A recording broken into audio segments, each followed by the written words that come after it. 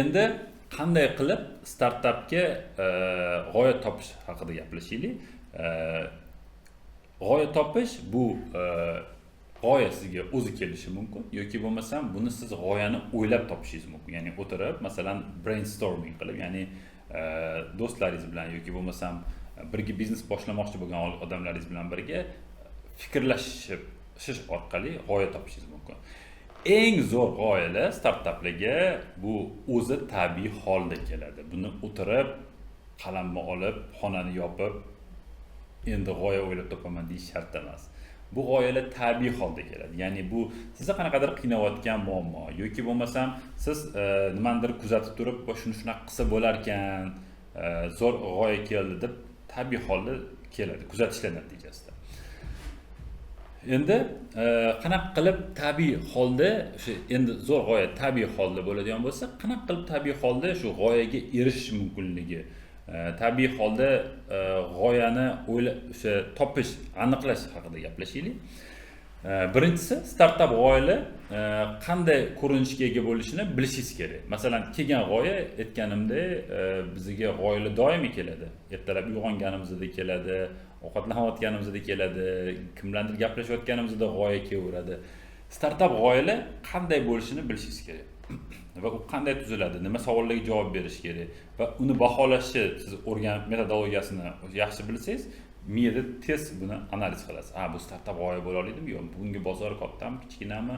Bunga komanda bormi? Bunga imkoniyat yaqinda paydo bo'lganmi? Masalan, tez aniqlaysiz. Buni pul qilsa bo'ladimi? Qanchaga sotsa bo'ladi? Buni ya'ni tekshirishingiz osonroq bo'ladi. Ikkinchisi, nima yetishmayotganiga e'tibor bering. Masalan, jamiyatda yoki bo'lmasam sizni atrof muhitingizda nima servislar yoki bo'lmasam produktlar yetishmayotganiga e'tibor bering. Buning uchun kuzatuvchan bo'lishingiz kerak. Kuzatuvchanlik bunda yordam beradi yoki bo'lmasam agar siz ko'p boshqa davlatlarga safar qilsangiz, siz qaytib kelib, siz o'zingizni yashayotgan joyingizda boshqa joyda ko'rgan narsalaringiz masalan bo'lmasa, aytasiz, mana shu narsa bizda bo'lsa yaxshi bo'lardi deb, ya'ni yetishmayotgan narsani taklif qilishga harakat qilasiz. Bizda aynan shu masalan MyTaxi va Express24 shunday paydo bo'lgan. Bizning safarlarimiz davomida biz ko'rganmiz boshqa davlatlarda masalan Uber rivojlanayotganini yoki bo'lmasam Express24 da shu DoorDash, Deliveroo, Uber Eats rivojlanayotganini va biz qaytib kelib shu narsa bizda yo'q ekan, shuni qilishimiz kerak degan fikr bo'lgan. Uchinchi yo'li bu tabiiy yuqori bo'lgan sohada, talab yuqori bo'lgan sohada mutaxassis bo'lish. Ya'ni siz qaysidir sohani mutaxassisi bo'lsangiz, shu sohani kamchiliklarini ko'rasiz, shu sohani masalan qilish mumkin bo'lgan imkoniyatlarni ko'rasiz. Yaqinda bitta startap bilan gaplashdim, startap asoschisi bilan. U startapi nimadan iborat? U ikkita yigit, ular dasturchilar va dasturchi bo'lib EPAM kompaniyasida ishlashar ekan va EPAM kompaniyasida ishlab shu narsani tushunishyaptiki, juda ko'p hozir O'zbekistonda masalan boshlovchi dasturchilar yetishib chiqyapti va ularning muammosi keyingi etapga o'tish, ya'ni middle bo'lish, o'rta klassga o'tishda qiynalishyapti. Boshlovchi dasturchilarning kompaniyalar ishga olmaydi chunki ular hali tajribasi yo'q. Ular tajriba ola olmaydi agar ishga kirmasa. Shunaqangi bir muammo paydo bo'lyapti. Chunki yiliga hozir 10 mingdan oshiq odamlar shu o'quv kurslarini bitirib boshlovchi dasturchi bo'lyapti. Lekin ular kompaniyalarga ishga kirish qiyin. Nimaga? Chunki ular tajriba yo'q. Va bular shunaqangi platforma taklif qilishyapti. Ya'ni ular yaratayotgan platforma shu boshlovchi dasturchilarga tajribali dasturchilar yordam berish platformasi, coaching platformasi. Buni ular shu sohada mutaxassis bo'lib, shu muammolarni ko'rib, o'zini boshdan kechirganlarini aytib, shu startapga asos solishgan masalan. Ya'ni sohani ichida bo'lgan bo'lsangiz, masalan siz agar meditsina ichida bo'lsangiz, meditsinadagi muammolarni ko'rasiz. Agar siz ta'lim sohasining ichida bo'lsangiz, ta'lim sohasidagi muammolarni ko'rasiz. Shuning uchun sohani mutaxassisi bo'lsangiz, qanaqadir tajribangiz bo'lsa, qaysidir sohada, shunda siz oddiy muammolarni ko'rib, o'sha muammolarga yechim topadigan startap qilishingiz mumkin. To'rtinchisi, birorta yaxshiroq startapda tajriba uchun ishlash kerak.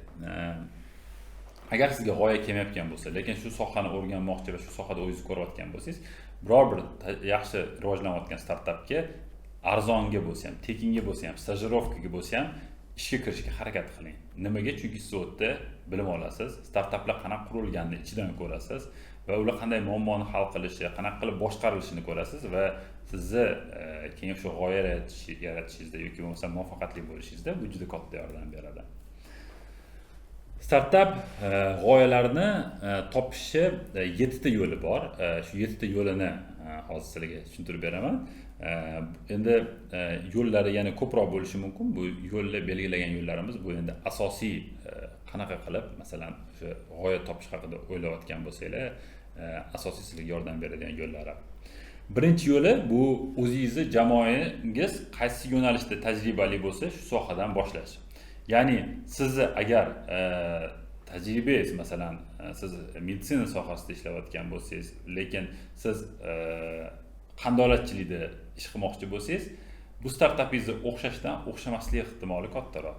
Siz ya'ni o'zingiz bilgan ishni qilsangiz, masalan, tushunadigan ishni qilsangiz, bu yerda sizni muvaffaqiyatga erishish imkoningiz nisbatan ancha katta bo'ladi. Masalan, birinchi yo'lga misolni sizlarda mana shu komandani analiz qilib ko'ringlar-da, so'ranglar, qaysi noyob qobiliyatlaringiz bor, nimada kuchlisizlar, qanaqa bir kuchli tomonlaringiz bor. Shu narsalarni analiz qilgan holatda bir siz o'sha o'zingizni qaysi sohada kuchli va kuchsizligingizni bilasiz. Ikkinchi yo'li, siz uchun kimdir yaratib berishni xohlagan yo'nalishingiz haqida o'ylang. Masalan, kimdir sizga fikringiz bor. Masalan, uy bekasi aytadi, qaniydi shu uyni men pilisos qilmasam, avtomatik o'zi robot bo'lsa, robot tozalasa deb orzu qiladi. Va robot pilisoslar shunaqa paydo bo'lgan. Buni kimdir, masalan, o'zini ayolini yoki bo'lmasam qizini fikrini eshitib, masalan, unga qo'l urgan. Ya'ni ayoli shuni xohlamayapti. Yoki bo'lmasam idish yuvish mashinalari qanaqa paydo bo'lgan, masalan, idish tovoqlarni hozir yuvadigan mashinalar, shu ayollar o'shani yuvgisi kelmagan va shu narsani qanday shunaqa narsa bo'lsa degan. Shuning uchun sizga ham nimadir mana shu narsa bo'lsa yaxshi bo'lardi deb o'ylasangiz, bu degani sizga shu narsani yaratishga bitta imkoniyat. Ya'ni bu ikkinchi yo'li.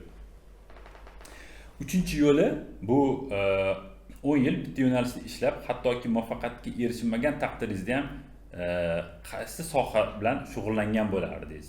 Masalan, shu savolni agar o'zingizga qo'ysangiz, bu degani siz masalan biror sohaga kiryapsiz. U yerda masalan siz musiqani juda yaxshi ko'rasiz va u sizga pul keltiradimi? Keltirmaydimi? Masalan, musiqa sohasida 10 yil bo'lsa ham ishlardingiz, chunki bu ishlash sizga zavq bersa, agar shu soha sizga ko'proq to'g'ri keladi. Chunki startaplarda faqat pul deb kirilgan o startaplarda muvaffaqiyatsizlik bo'lishi juda nima deydi, ehtimoli yuqori. Chunki startaplar ko'pincha bittada o'xshamaydi, bir oyda o'xshamaydi, bir yilda o'xshamaydi. Unga vaqt kerak va bunga faqat sabr yetgan va shu soha yoqqan insonlar buni qanaqadir bir muvaffaqiyatga olib kelishi mumkin. To'rtinchi yo'li bu dunyoda yaqinda o'zgargan narsalarni qidiring.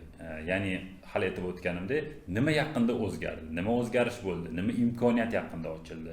Shuni qarash kerak. Shu ochilgan sohalarda ham shu startaplar qilish qanaqadir bir imkoniyat ochadi va muvaffaqiyat beradi.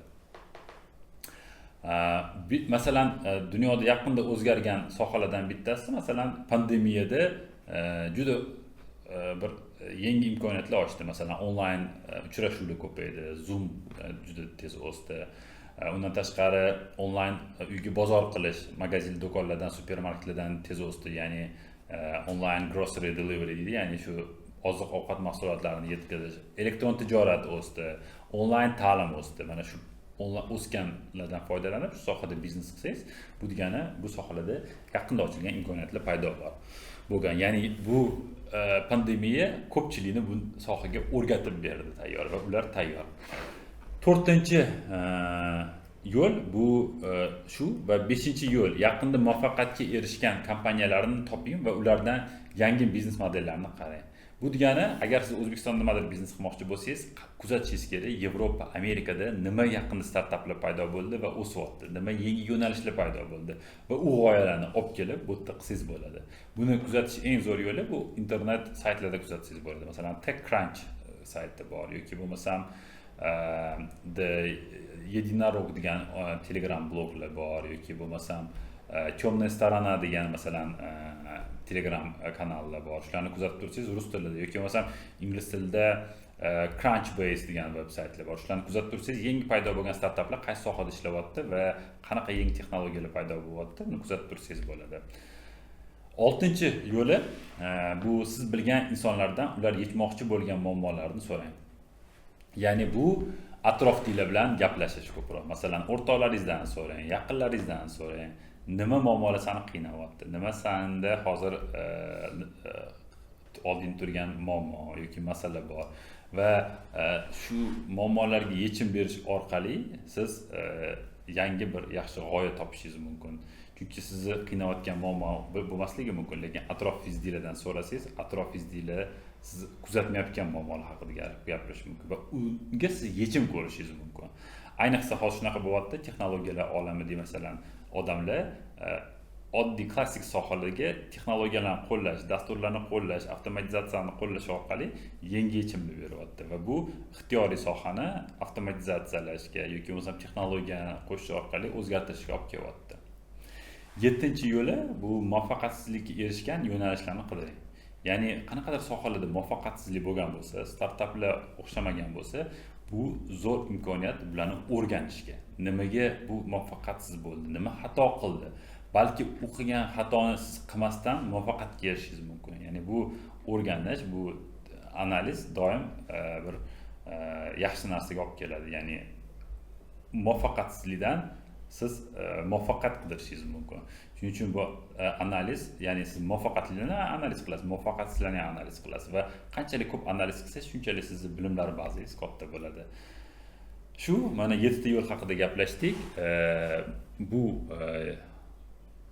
qilayotgan shu aytib o'tganimdek 3 ta xato yoki bo'lmasam startap g'oyani baholash va startapga g'oya topish 7 ta yo'li sizga shu g'oyangizni yaxshilab chaqlashga va u g'oyani boshlashdan yoki bo'lmasam birinchi xodimlarni olishdan yoki pul ishlatishdan oldin bu g'oyani pishitishga yoki bo'lmasam g'oya o'ylab topishga juda yordam beradi deb o'ylayman. Keyingi darslarda ko'rishguncha xayr.